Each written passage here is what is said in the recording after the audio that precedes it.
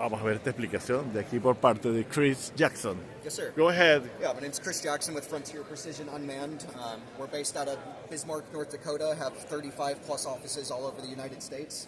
I'm part of our drone team. Right here we have the Free Fly Systems Astro Max.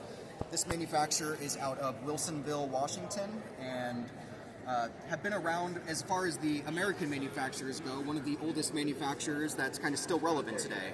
And in my opinion, also one of the most innovative of any of the UAS manufacturers. So this guy here, one of the really cool things about him is he's built and designed for versatility. So we can go from a RGB mapping camera to do photogrammetry. This is a 61 megapixel Sony ILXR camera. So we can go from this to popping on a LiDAR sensor or a multispectral sensor, echo sounder, hyperspectral, all different kinds of things we can throw on there. Do you have here any LiDAR sensor? We do have some LiDAR sensors here. We have them sitting on that table right there. Okay. Yeah, so either of these two LiDAR sensors can fit on that drone right there. This is the manufacturer's Yellowscan. They're a French company. And this guy here is the Mapper Plus. This is kind of our entry LiDAR model. So this guy shoots out 240,000 points per second with 3 echo returns. This is kind of a step up, better for vegetation penetration. So if you're working in forested areas, this is a better suited tool for that. So this guy is putting out 640,000 points per second.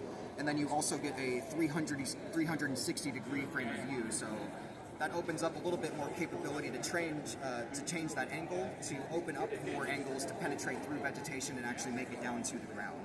But this kind of sensor only works in that kind of drone. It's a multi-rotor drone. Yep, so we can actually put this sensor inside our fixed wing as well. The fixed wing also.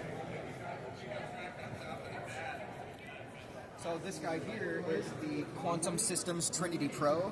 He's manufactured in Germany, but just like the multi-rotor, he has swappable payloads where we can go from an RGB photogrammetric mapping session to popping on a LiDAR, and now we're able to do a lot of different applications from this one platform.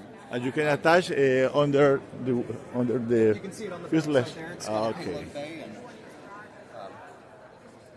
pops on and off real nicely, and no wired connections. All you have to do the LiDAR is set the GPS, GNSS antenna on top right there. Exactly. And then you're ready to go.